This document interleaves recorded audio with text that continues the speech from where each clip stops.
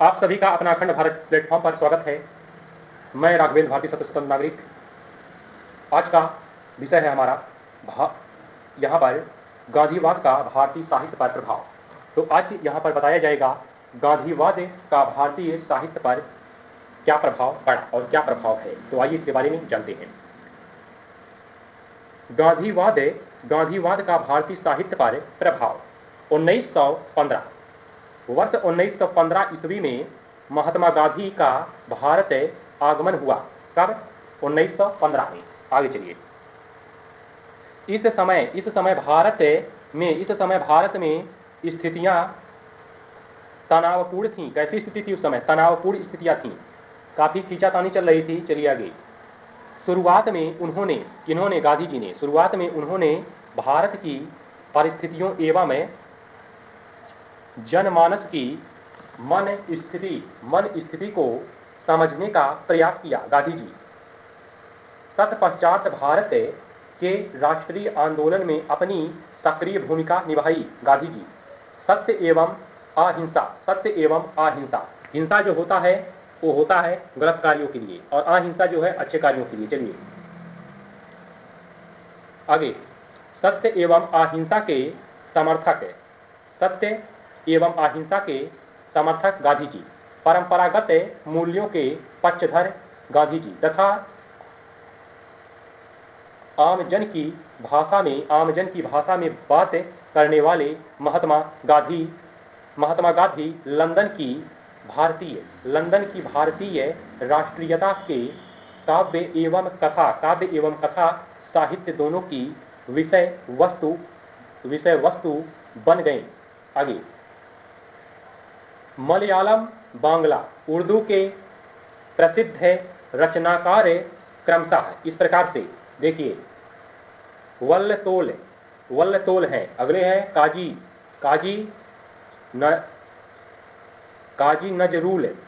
काजी नजरुल इस्लाम के हैं। अगले हैं अकबर एवं यहाँ पे अकबर इलाहाबादी ने महात्मा गांधी की पश्चिमी सभ्यता की चुनौती तथा एशियाई मूल्यों के गौरव के रूप में स्वीकार किया। आगे चलिए। अब आगे इस प्रकार से वर्णन करते हैं। इस समय के अनेक गांधीवादी रचनाकारों यथा हिंदी एवं उर्दू भाषा के प्रेमचंद, अगले हैं मराठी भाषा के वी एस खांडेकर तथा बांग्ला भाषा के कवि यहाँ पर ताराशंकर बंदोपाध्याय का नाम उल्लेखनीय है। आगे। इन रचनाकारों ने अपने कथा साहित्य के माध्यम से विश्व समुदाय का ध्यान आकर्षित किया। पूरे विश्व समुदाय का, भारतवासियों का ध्यान भी आकर्षित किया। आगे। इस काल में हिंदी साहित्य के इतिहास में गद्य में प्रेमचंद और पद्य में बात करें तो छायावाद चल रहा था। यह भारतीय स्वतंत्रता आंदोलन के गांधी युग के समानांतर चल रहा था। इसलिए गांधीवादी विचारधारा का प्रभाव इस युग के साहित्य पर अलग अलग रूपों में व्यक्त हुआ है। हिंदी भाषा के प्रसिद्ध है कथाकार एवं उपन्यासकार प्रेमचंद तो लंबे समय तक गांधी जी के अहिंसा, सत्याग्रह एवं हृदय परिवर्तन जैसे सिद्धांतों से प्रभावित रहे। जबकि 1936 की बात करें तो 1936 ईस्वी में लिखे अपने प्रसिद्ध उपन्यास गोदान में उनका लेखन पूर्णतः है आदर्शवादी न होकर यथार्थोन्मुख आदर्शवादी हो जाता है। जबकि जयशंकर प्रसाद, अब यहाँ पे जबकि जयशंकर प्रसाद की बात करें तो अभी यहाँ प्रेमचंद की बात किया, अब यहाँ पे जयशंकर। तो जयशंकर प्रसाद के ऊपर गांधीवादी दर्शनों का प्रभाव सीधे रूप में नजर नहीं आता। किंतु अगर उनकी रचनाओं का सूक्ष्म विश्लेषण किया जाए तो प्रसाद और गांधी जी यानी जयशंकर प्रसाद और गांधी जी के बीच अध्यात्मवाद एवं व्यक्तिवाद में, तो इस प्रकार इन दोनों के बीच गहरे स्तर पर समानताएं देखी जा सकती है जयशंकर और गांधी जी के मध्य में। चलते हैं, इस प्रकार से यहाँ पर बताया गया, यह रहा गांधीवाद का भारतीय साहित्य पर प्रभाव। तो गांधीवाद का भारतीय साहित्य पर यह प्रभाव पड़ा जो बताया गया यहाँ पर, और यहाँ चल रहा भारत की साहित्यिक प्रवृत्तियों के बारे में बताया जा रहा है। अब यहाँ पे बताते हैं आपको प्रगतिशील साहित्य के बारे में। तो पूछा गया प्रगतिशील साहित्य के बारे में वर्णन कीजिए तथा प्रगतिशील साहित्य क्या है। तो यहाँ पे कहना है प्रगतिशील साहित्य भारतीय साहित्य परिदृश्य में 30 के, तो इस प्रकार भारतीय साहित्य परिदृश्य में 30 के दशक में मार्क्सवाद का आगमन एवं महत्वपूर्ण घटना थी। इसी समय ई.एम. पोस्टर द्वारा 1935 ईस्वी में फ्रांस की राजधानी पेरिस में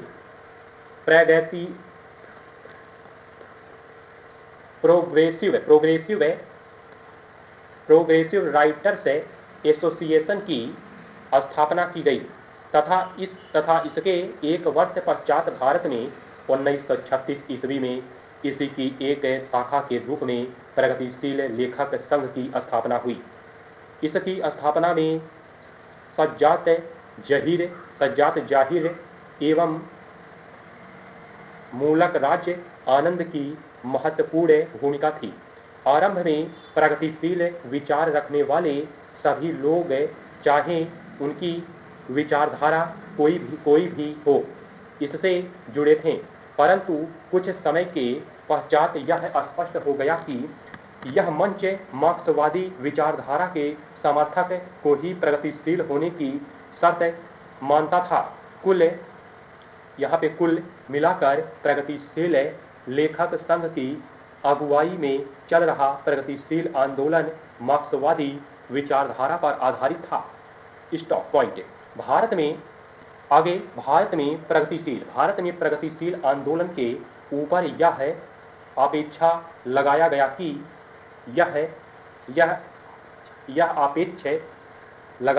गया कि यह आंदोलन वस्तुतः एक विदेशी विचारधारा पर आधारित आंदोलन था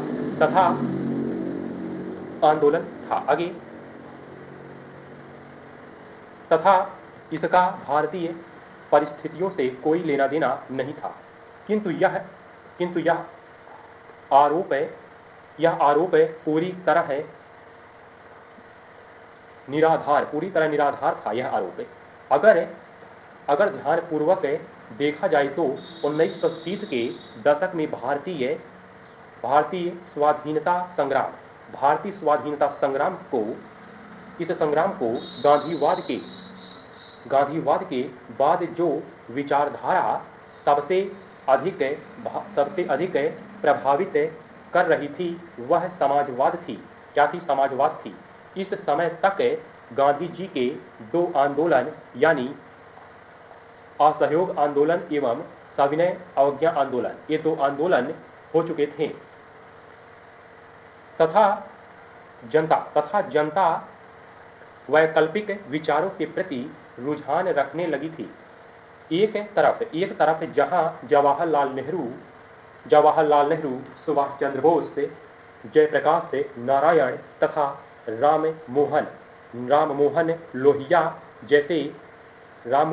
जैसे समाजवादी नेता भारतीय जनता के बीच लोकप्रियता हासिल कर रहे थे, वहीं क्रांतिकारी आंदोलन के दूसरे चरण के नेता भगत सिंह एवं चंद्रशेखर आजाद भी मार्क्सवादी विचारों के प्रभाव में थे।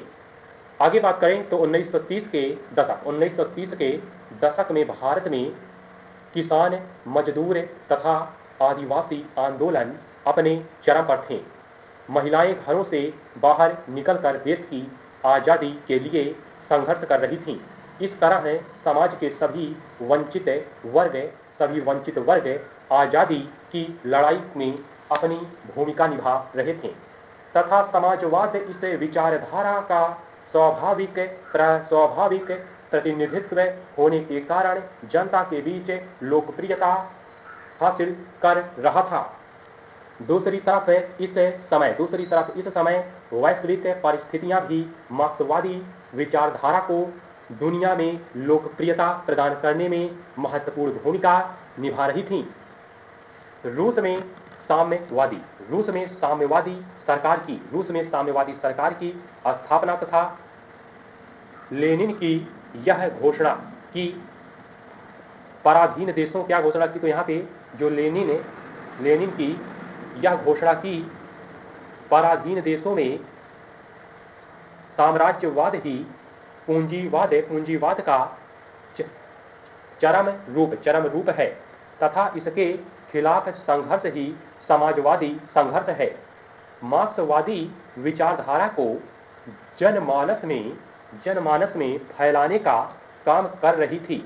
वहीं 1929 ईस्वी में अमेरिका में आई आर्थिक मंदी ने भी दुनिया भर में पूंजीवादी व्यवस्था के प्रति अविश्वास पैदा किया। इस तरह समग्र रूप से उपरोक्त सारी परिस्थितियों का मिला जुला कर परिणाम प्रगतिशील आंदोलन के रूप में सामने आ रहा था। इसी प्रगतिशील आंदोलन से प्रभावित होकर 1936 से 1946 ईस्वी 1936 से लेकर 1946 ईस्वी के बीच हिंदी कविता के इतिहासकार, तो हिंदी कविता के इतिहास है यहाँ, हिंदी कविता के इतिहास में एक विशेष प्रकार का आंदोलन चला जिसे प्रगतिवाद के नाम से जाना जाता है। 1936 से 1946 तक आगे प्रगतिवाद की चेतना का वैचारिक पक्ष मार्क्सवादी दर्शन पर आधारित था। इस युग के प्रसिद्ध कवि गजानन माधव अगले हैं मुक्तिबोध की कविता, जिसे अंधेरे में यह कविता है आगे। इसमें मार्क्सवादी विचारधारा को स्पष्ट रूप से देखा जा सकता है। अब यहाँ पर इनका कहना है पूंजी से जुड़ा हृदय बदल नहीं सकता, छल नहीं सकता जन को, मुक्ति के मन को, ये इनका कहना, यानी छल नहीं सकता जन को, मुक्ति के मन को। पूरा इस प्रकार से है, पूंजी से जुड़ा हृदय बदल नहीं सकता, फिर इन्होंने कहा छल नहीं सकता जन को, मुक्ति के मन को। आगे चलिए, यहाँ पे स्वतंत्र का वर्णन किया जा रहा है आगे। इसी तरह बंगाल भाषा के माणिक्य बंदोपाध्याय मार्क्सवादी विचारधारा के सबसे प्रसिद्ध उपन्यासकार हुए। तो ये कौन रहे? बांग्ला के भाषा में बंदोपाध्याय। आगे इन्होंने 36 उपन्यास एवं 177 लघु कहानियां लिखी। किन्होंने? तो यहाँ पे बंदोपाध्याय। आगे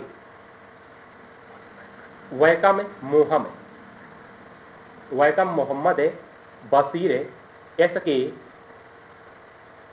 के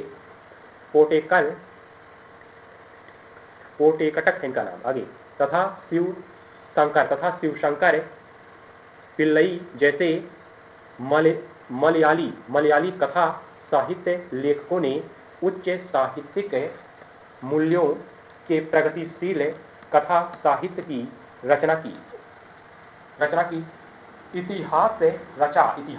आगे इन लेखकों ने आर्थिक एवं सामाजिक असमानताओं के कारण उत्पन्न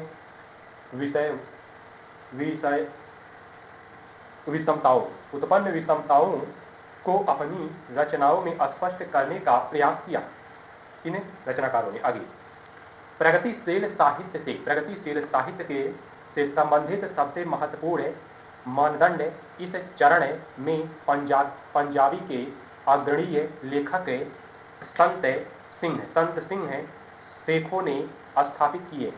प्रगतिशील आंदोलन में उर्दू के प्रसिद्ध कवियों जोश मलिहाबादी एवं फैज अहमद फैज को भी अपनी ओर आकर्षित किया।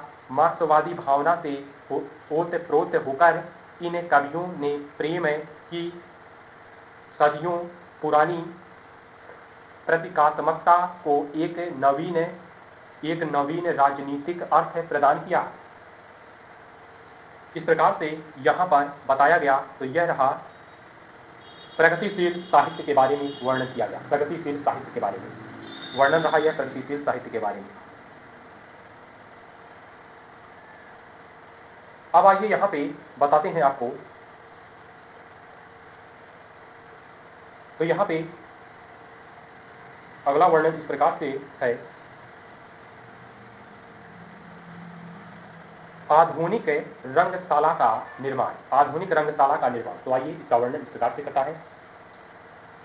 आधुनिक रंगशाला का निर्माण आधुनिक युग के आगमन तथा पश्चिमी साहित्य के प्रभाव रूप नाटक ने एक बार फिर करवट बदली तथा अब साहित्य के रूप में इसका विकास हुआ।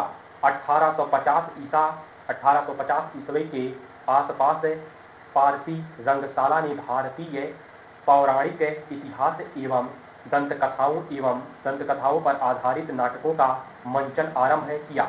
उन्होंने देश के विभिन्न भागों में यात्रा पर दर्शकों को इस विधा की ओर आकर्षित किया। आगा खा पारसी रंगमंच के एक महत्वपूर्ण नाटककार थे, परंतु अधिकांश पारसी नाटक वाणिज्यिक एवं साधारण थे। हिंदी के प्रमुख नाटककारों में भारतेंदु हरिश्चंद्र का नाम उल्लेखनीय है।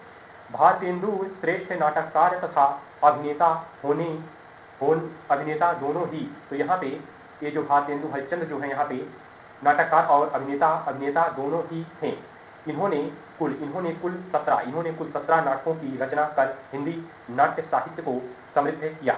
भारतेंदु ने पौराणिक, ऐतिहासिक, राजनीतिक तथा सामाजिक कथाओं के आधार पर नाटकों की रचना करके नाट्य साहित्य में अनेक संभावनाओं को जन्म दिया। भारतेंदु द्वारा लिखे गए नाटकों में भारत दुर्दशा, नगरीय, प्रेम योगिनी आदि महत्वपूर्ण है। भारतेंदु के अतिरिक्त बांग्ला भाषा में गुरुदेव रवींद्रनाथ टैगोर, गिरीश चंद्र घोष, अगले द्विजेंद्र लाल राय, अगले दीनबंधु मित्र, अगले गुजराती भाषा। अब यहाँ पे बताया गया बांग्ला भाषा की। अब यहाँ पे गुजराती भाषा में रणछोड़ भाई, अगले हैं उदयराम है, यहाँ नारायण है, उदयराम। तो ये हो गए गुजराती में। अगले हैं यहाँ पे तमिल। तो तमिल भाषा में एम पिल्लई ने उपनिवेशवाद, सामाजिक अन्याय एवं पश्चिमीकरण का विरोध करने के लिए नाटकों का सृजन करने हेतु हमारी लोक परंपरा की खोज की। हिंदी भाषा के जयशंकर प्रसाद एवं कन्नड़ भाषा के आधे रंगाचार्य ने ऐतिहासिक एवं सामाजिक नाटकों की रचना की तथा पी.एस. मुदालियर ने तमिल मंच को नई दिशा प्रदान की।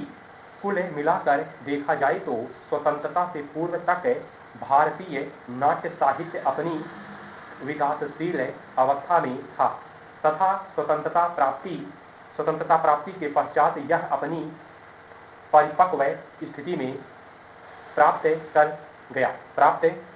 कर पाया। स्टॉप। तो यहाँ पर वर्णन किया गया। तो यह रहा आधुनिक रंगशाला का निर्माण। इसका व्याख्यान इस प्रकार से बताया गया। अब यहाँ पे शुरू होगा स्वतंत्रता के पश्चात भारतीय साहित्यिक परिदृश्य के बारे में। तो इसे अगले वीडियो में कवर किया जाएगा, बताया जाएगा। तो यहाँ पर स्पष्ट कर देते हैं। तो यहाँ पर बताया गया गांधीवाद का भारतीय साहित्य पर प्रभाव। फिर इसके बाद में बताया गया, अगला टॉपिक रहा प्रगतिशील साहित्य के बारे में। फिर बताया गया लास्ट में आधुनिक रंगशाला का निर्माण। अगले भाग में बताया जाएगा स्वतंत्रता के पश्चात भारतीय साहित्य परिदृश्य के बारे में। तो यहाँ पर यह कला एवं संस्कृति के अंतर्गत भारत की साहित्यिक प्रवृत्तियों के बारे में बताया गया। मिलेंगे अगले वीडियो में अगले जानकारी के साथ। तब तक के लिए राघवेंद्र नागरिक को इजाजत दीजिए। जय हिंद, जय भारत।